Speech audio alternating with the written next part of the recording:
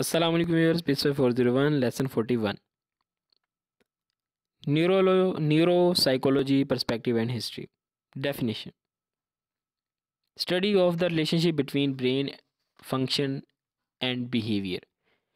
इसका ताल्लुक उन बिहेवियर की असेसमेंट, अंडरस्टैंडिंग और ट्रीटमेंट से है जो कि डायरेक्टली ब्रेन फंक्शनिंग से रिलेट करती हैं। रोल ऑफ न्यूरोसाइकोलॉजी: न्यूरोसाइकोलॉजिस्ट का रोल ये देखना कि कॉज न्यूरोलॉजिकल कंडीशन की वजह से हो रहा है या साइकोलॉजिकल कंडीशन की वजह से, ये देखना कि पेशेंट का रिकवरी प्रोसेस क्या होगा, ये देखना कि इंटरवेंशन का जो प्रोसेस है वो क्या होगा। हिस्ट्री ऑफ न्यूरोसाइकोलॉजी: पहली दफ़ा इसे पाइथागोरस ने बयान किया था। इसने कहा कि इससे पहले ये सोचा जाता था कि हमारे इमोशंस, लर्निंग, रीजनिंग वगैरह का ताल्लुक दिल से है। फ्रांस गिल ने ह्यूमन फ्रेनोलॉजी बयान की कि किस तरह इंसान का फेस और स्कल डेवलप होते हैं। एक स्पेसिफिक किस्म की शेप स्पेसिफिक किस्म की एबिलिटी ज़ाहिर होती करती है। इसके बाद लोकलाइजेशन का कंसेप्ट दिया, यानी ब्रेन के मुख्तलिफ पार्ट्स मुख्तलिफ कामों का ज़िम्मेदार होते हैं। मेन इसके अंदर सबसे इम्पोर्टेंट चीज़ कि इस थ्योरी से पहले ये समझा जाता था कि इंसान के इमोशंस जो हैं, खुशी, गमी वगैरह, ये सारा दिल इनके लिए रिस्पॉन्सिबल होता है। बाद में पता चला नहीं, ब्रेन इसके लिए रिस्पॉन्सिबल होता है। न्यूरोसाइकोलॉजिकल असेसमेंट: बाज़ औक़ात इंसान की मोटर एक्टिविटी स्लो हो जाती है, इंसान चीज़ों को भूलना शुरू कर देता है, बॉडी में बैलेंस नहीं रख पाता, चीज़ों को लर्न नहीं कर पाता। इन सब चीज़ों का ताल्लुक आमतौर पर ब्रेन फंक्शनिंग से है।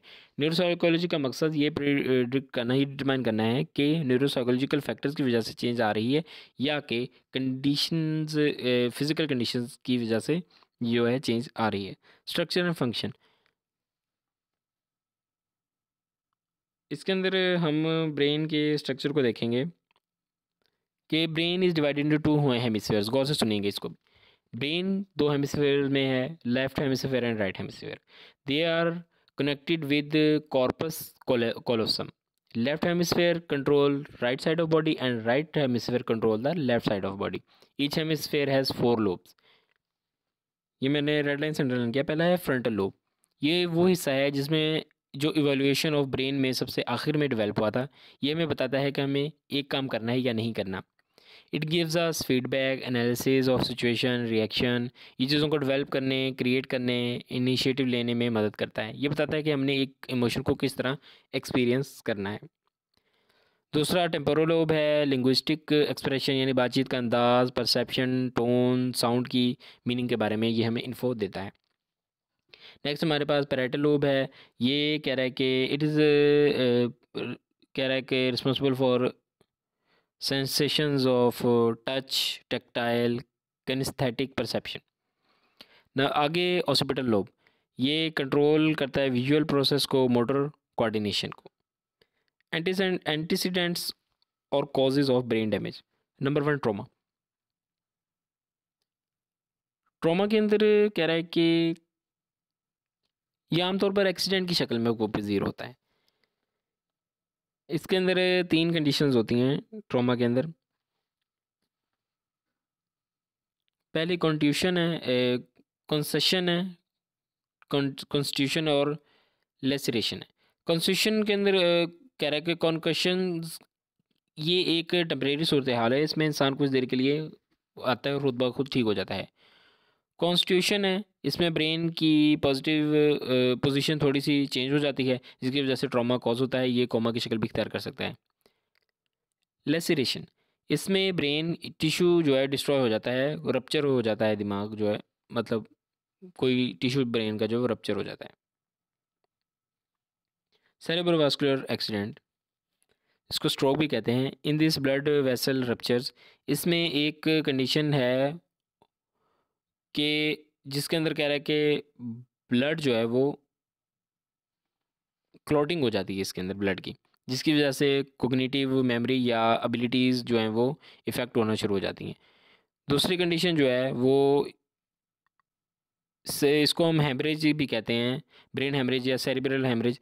इसमें ब्लड वेसल्स बिल्कुल रप्चर हो जाती हैं जो कि आमतौर पर डेथ का सबब बनती हैं। Tumours, it cause impairment of functioning, ये डिपेंड करता है कि ट्यूमर किस जगह पर वकूफ़ पज़ीर हुआ है, इनका जो है ट्रीटमेंट किया जाता है। अगर ट्यूमर बहुत डीप ब्रेन में हो तो इनकी सर्जरी नहीं की जाती क्योंकि ये डेथ का बायस बन सकती हैं। Degenerative disease, Huntington Korea, Parkinson disease और अल्जाइमर डिजीज़, ये तीनों इसकी एग्जांपल्स हैं। न्यूट्रिशनल डेफिशिएंसीज, अगर डाइट प्रॉपर ना रखी जाए तो भी साइकोटिक जो है साइकोसिस जो है वो कॉज हो सकती है। पेलेग्रा जो है विटामिन B3 की डेफिशिएंसी की वजह से, और बेरी बेरी जो है वो विटामिन B1 की डेफिशिएंसी की वजह से कॉज होती है। एमसीक्यू उसके वाले से इंपॉर्टेंट है। टॉक्सिक डिसऑर्डर्स, कुछ कह रहे कि मेटल्स, गैसेस या प्लांट्स में भी ऐसे टॉक्सिन्स होते हैं जिनके इनटेक के साथ टॉक्सिक इफ़ेक्ट हम पर होता है। मसलन लेड का जो एक लंबे अरसे तक इस्तेमाल हमारे ब्रेन को डैमेज कर सकता है। क्रोनिक अल्कोहल अब्यूज़, जो लोग लंबे अरसे के लिए अल्कोहल कंज्यूम करते हैं वो भी न्यूरोलॉजिकल ब्रेन डैमेज का शिकार हो जाते हैं। इनके लिम्बिक सिस्टम पर इसका असर पड़ता है। लिम्बिक सिस्टम हमारे इमोशंस को रेगुलेट करता है, चीज़ों को सेंस करता है, ये सबसे पहले इफ़ेक्ट होता है। Consequences and symptoms of brain damage, इसके अंदर सबसे पहली चीज़ इम्पेयर्ड ओरिएंटेशन है। इसमें टाइम का अंदाज़ा नहीं रहता, हमें ये नहीं याद रहता कि आज दिन क्या है, जगह का एहसास हमें नहीं रहता। नंबर 2 इम्पेयर्ड मेमोरी है, मेमोरी में गैप्स आने लग जाते हैं और हम इन्हें ऐसी चीज़ों से फिल करना शुरू कर देते हैं जिनका ताल्लुक रियलिटी से नहीं होता। नंबर 3 इम्पेयर इंटेलेक्ट फंक्शंस हैं, हमारी स्पीच, कॉग्निटिव जो हमारी चीज़ों को कैलकुलेट करने की सलाहियत है, जनरल नॉलेज, ये सब जो इफेक्ट होना शुरू हो जाते हैं। नंबर 4 इम्पेयर्ड जजमेंट, चीज़ों के बारे में डिसाइड करना मुश्किल हो जाता है, हमें ये काम करना है या नहीं करना, हम डिसाइड नहीं कर पाते। Number 5 shallow and labile affect, हमारी फीलिंग पर हमारा कंट्रोल नहीं रहता। हम शुरू में जो है वो बहुत ज़्यादा, अगर मतलब हम हंसना शुरू करते हैं तो बहुत ज़्यादा हंसना शुरू कर देते हैं, रोना शुरू करते हैं तो बहुत ज़्यादा रोते चले जाते हैं। Number 6 loss of emotional mental resilience, हमारी अपनी इमोशंस को कंट्रोल करने की कैपेसिटी ख़त्म हो जाती है, मसलन हम जल्दी गुस्से में आ जाते हैं। ब्रेन बिहेवियर रिलेशनशिप, ब्रेन के मुख्तलिफ पार्ट्स मुख्तलिफ कामों के लिए रिस्पॉन्सिबल होते हैं। मुख्तलिफ एरियाज़ में डैमेज मुख्तलिफ एरियाज़ को इफेक्ट करता है। ज़्यादा बड़ी इंजरी ज़्यादा बड़े सिस्टम्स को डैमेज करती है। इको पोटेंशियल थ्योरी रेडलाइन से हेडलाइन किया मैंने। इस थ्योरी के मुताबिक ब्रेन के तमाम एरियाज़ इक्वली अपना रोल अदा करते हैं।